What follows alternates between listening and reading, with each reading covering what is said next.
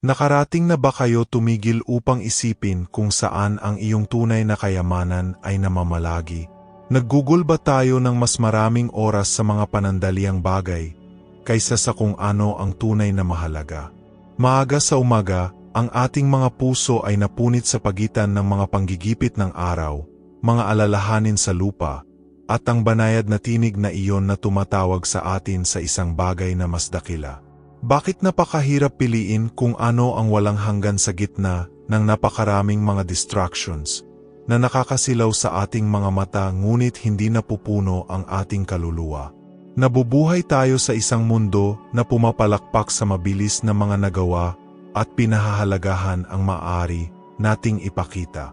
Tayo ay pinaniniwalaan na ang pagkakaroon ay mas mahalaga kaysa sa pagiging, na ang palakpakan ay higit na mahalaga kaysa kapayapaan, at ang nakikitang mga bagay ay mas mahalaga kaysa sa hindi nakikita. Ngunit sa kaibuturan, alam natin na lumilipas ang lahat ng ito. Ang tunay na nagtitiis ay ang itinatayo natin sa ating sarili, pananampalataya, pag-asa, pag-ibig, at taimtim na pagnanais na palugdan ang Diyos. Gaano kadalas natin nararamdaman ang pagkakahati sa ating mga puso? Nais nating maglingkod sa Diyos, ngunit nais din nating pasayahin ang mga tao, maging matagumpay, tanggapin, at makamit ang isang bagay na nagpapadama sa atin na mahalaga. Ito ay isang tahimik na pakikibaka, madalas na hindi pinapansin, ngunit isa na nagpapagod sa amin. At sa pagtatapos ng araw, kahit na nakamit na natin ang lahat ng bagay na inaalok ng mundo, mararamdaman pa rin natin ang hindi maipaliwanag na kawalan. Isang puwang na tanging walang hanggan ang mapupuno. Marahil ay eksaktong ganito ang nararanasan mo, isang patuloy na paghahanap para sa isang bagay na nagdudulot ng kahulugan, ngunit parang laging nawawala. Ito ay dahil nilikha tayo para sa isang bagay na higit pa sa katayuan, papuri, o material na mga tagumpay. Ginawa tayong hangarin kung ano ang hindi lumilipas, upang itakda ang ating mga paningin sa kung ano ang nasa kabila ng buhay na ito. Doon na mamalagi ang tunay na kapayapaan, ang hindi maalis ng sinuman. Kapag pinili natin ang langit kaysa sa mundo, may nagbabago sa loob natin. Huminto tayo sa pagkapit sa kung ano ang marupok at natututong pahalagahan, kung ano ang walang hanggan. Ang mga problema ay patuloy na umiiral, ngunit hindi na sila nangingibabaw sa ating mga iniisip. Lumilitaw ang mga tukso, ngunit wala na silang parehong kapangyarihan. At kahit na nanginginig ang ating mga puso, nakakahanap tayo ng lakas sa pagkaalam na naunawaan ng Diyos ang ating mga kahinaan at tinutulungan tayong magsimulang muli. Ang pang-araw-araw na pagpili na ito ay hindi madali, dahil ang mundo ay sumisigaw ng malakas, ngunit ang Diyos ay nagsasalita ng mahina, sa puso. Dapat nating patahimikin ang panlabas na ingay upang marinig ang boses na nagmumula sa loob, ang isa na nagpapaalala sa atin kung sino talaga tayo at kung saan tayo pupunta. Ang tunay na kayamanan ay hindi nakasalalay sa kung ano ang naipon natin, ngunit sa kung ano ang pinili ng ating puso na hanapin. At kapag pinili ng puso ang langit, ang lahat ay magkakaroon ng bagong kahulugan. Kung naantig ang iyong puso sa mensaheng ito, mag-subscribe sa channel para makatanggap ng mga pang-araw-araw na salita na nagpapanibago ng pananampalataya at pag-asa. I-like ang video na ito, ibahagi ito sa isang taong nangangailangan din ng pagmumuni-muni na ito, at sabihin sa amin sa mga komento, ano ang pinakagusto mong itago sa iyong puso ngayon? Sama-sama nating piliin ang hindi lilipas sa madaling araw. Napansin mo na ba kung paano lumiliwanag ang makamundong mga bagay kapag tayo ay marupok? Sa mga araw ng pagod, kawalan ng kapanatagan, o sakit, ang mga tukso ay tila pinakamapang-akit.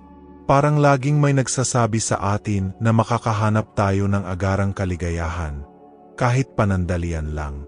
Ngunit ang presyo ay madalas na mataas, isang mabigat na bodhi, isang mas malaking kawalan, o isang tahimik na distansya sa pagitan natin at ng Diyos. Bakit tayo nagpipilit na humanap ng aliw sa alam nating hindi magtatagal? Ang puso ng tao ay uhaw sa kahulugan. Maari pa nga nating ipagwalang bahala ang pagkauhaw na ito sa loob ng ilang sandali, na sinasakop ang ating isipan ng mga abala.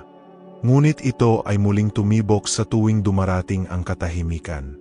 Sa katahimikan ng kaluluwa natin na pagtanto na, kahit napapaligiran ng mga bagay, mararamdaman nating nag-iisa. Sa sandaling ito ay bumulong ang Diyos.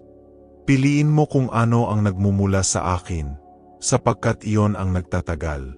At alam ng mga nakaranas ng kapayapaang ito, na walang anumang mayaalok ang mundo, na maaring palitan ito. Marahil ay madalas mong iniisip kung bakit napakahirap panatilihing nakatutok ang iyong tingin sa langit. Ang totoo, tayo ay nabubuhay sa isang hindi nakikitang larangan ng digmaan, kung saan ang ating mga iniisip, mga hangarin, at mga pagpipilian ay patuloy na pinagtatalunan. Ang tagumpay ay hindi nakasalalay sa hindi kailanman pagkagambala, ngunit sa pag-alala na laging bumalik sa kung ano ang mahalaga. Sa tuwing bumabalik ang ating puso sa Diyos, lumalakas ito ng kaunti. Ang pinakadakilang kagandahan ng paglalakbay na ito ay hindi sa pagiging perpekto, ngunit sa pagiging tapat. Hindi inaasahan ng Diyos na tayo ay magiging immune sa tukso o hindi kailanman magkakamali. Gusto niya ng pusong kumikilala sa mga kahinaan nito at pinipili pa ring sumubok muli. Ang katapatan sa harap ng Diyos ang siyang nagpapalaya sa atin, dahil huminto tayo sa pagtatago kung sino tayo at nagsimulang magbago mula sa loob palabas. May kalakasang isinilang kapag aminin natin, Panginoon, alam kong madalas akong nadadala sa aking nakikita, ngunit gusto kong matutong mahalin ang hindi lumilipas. Sa sandaling iyon kumikilos ang Diyos, hindi dahil sa ating lakas, kundi dahil nakikita niya ang taimtim na pagnanais na lumago. Sa sandaling iyon, kukunin niya ang mga sirang bahagi ng ating puso at nagsimulang buuin, na nagbibigay ng bagong kahulugan sa tila imposibleng ayusin. Marahil ngayon ay pagod ka, pakiramdam na nakagawa ka ng napakaraming pagkakamali o nawalan ng focus. Ngunit alamin na hindi pa huli ang lahat para piliin ang langit kaysa sa mundo. Ang bawat bagong bukang liwayway ay isang pagkakataon para sa isang bagong simula, isang tahimik na paanyaya upang ayusin ang kurso at tandaan na kung ano ang walang hanggan ay palaging nagkakahalaga ng higit pa. At unti-unti, nagiging natural ang pagpipiliang ito. Nagsisimula kang makakita ng kagandahan kung saan, bago mo nakita ang obligasyon lamang. Nagsisimula kang makaramdam ng kapayapaan, kung saan bago ang pagkabalisa ay mayroon lamang. Kung ang mensaheng ito ay sumasalamin sa iyo, mag-subscribe sa channel upang makatanggap ng higit pang mga pagmumuni-muni tulad nito araw-araw. Tulad ng video, ibahagi ito sa sinumang nangangailangan ng paalala kung ano ang tunay na mahalaga, at sabihin sa amin sa mga komento kung anong maliit na pagpipilian ang gusto mong ilaan ngayon sa kung ano ang walang hanggan. Sama-sama tayong matutong mas gusto ang langit, kahit na nabubuhay pa tayo sa mundong ito. Nakarating na ba kayo tumigil sa pag-iisip tungkol sa kung ano ang magiging pakiramdam upang simulan ang bawat araw na naalala na tayo ay narito lamang sa isang sandali? Hindi binabawasan ng kamalayan na ito ang kahalagahan ng ating mga pangako, pang-araw-araw na gawain, o mga pangarap sa mundo, ngunit tinutulungan tayo nitong maiwasang gawing sentro ng ating buhay ang alinman sa mga ito.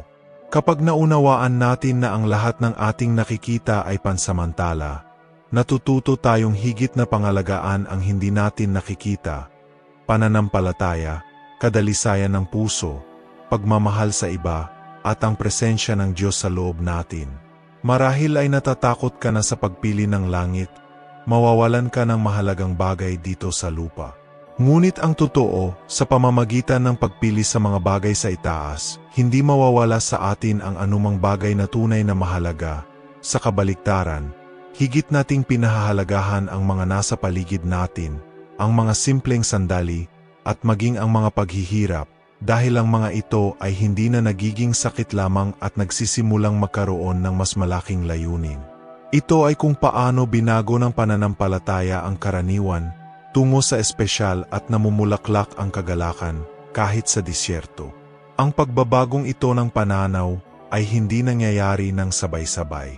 Ito ay isang paglalakbay ng maraming araw, ng pagbagsak at mga bagong simula, ng taos-pusong mga tanong at sagot na minsan ay tahimik na dumarating. Ito ay isang proseso na nangangailangan ng pasensya sa sarili, dahil walang sinuman ang maaring pumili ng langit kaysa sa mundo ng hindi muna natatanto na ang langit lamang ang nagdudulot ng tunay na kapayapaan. At naroon ang sikreto, hindi ito tungkol sa pakiramdam na may obligasyon, ngunit tungkol sa pagtuklas, unti-unti, na ang kalooban ng Diyos ay palaging mas mabuti kaysa sa atin. Kapag ang puso ay nagsimulang maghangad kung ano ang walang hanggan, maging ang sakit ay magkakaroon ng kahulugan. Nagsisimula tayong makita na ginagamit ng Diyos maging ang ating mga kabiguan upang turuan tayo, na ginagawa niya ang mga kabiguan sa mga aral at mga luha sa mga binhi ng isang bagong bagay. Napagtanto natin na ang pinakamahalagang tagumpay ay hindi ang nakikita ng lahat, ngunit ang tanging Diyos lamang ang nakakaalam. Ang pagdaig sa sarili, pakikipaglaban sa sariling mga walang kabuluhan, pag-aral na magmahal ng walang hinihintay na kapalit. Marahil ngayon ang tamang araw para sabihin, Panginoon, hindi ko na nais na mabuhay upang bigyang kasiyahan ang mundo. Nais kong pasayahin ka. Baka makalimutan mo bukas at kailangan mong ulitin ang panalangin ito. Ngunit sa tuwing inuulit mo ito ay magiging mas totoo. Hanggang, unti-unti, ito ay nagiging natural na wika ng iyong puso. Gaano man karaming beses kang nagambala, palaging nag-alok ang Diyos ng bagong simula sa mga naghahanap ng hindi kailanman lumilipas. At pagdating ng araw na magbabalik tanaw, hindi natin ipagmamalaki ang narating natin, kundi kung paano tayo natutong magmahal. Hindi natin maalala kung ano ang ipinakita natin sa iba, ngunit kung ano ang iningatan natin sa harap ng Diyos. Dahil sa huli, lahat ng iba ay nananatili, ngunit ang pag-ibig at pananampalataya ay nananatili sa atin magpakailanman. Kaya nga ang pagpili sa langit ay hindi tungkol sa pagkawala ng anuman, ito ay tungkol sa pagkamit ng lahat. Kung naantig ang iyong puso sa mensaheng ito, mag-subscribe sa channel upang patuloy na makatanggap ng mga pagmumuni-muni na nagpapalusog sa iyong pananampalataya. I-like ang video na ito, ibahagi ito sa mga mahal mo, at sabihin sa amin sa mga komento, ano ang gusto mong ibigay sa Diyos ngayon.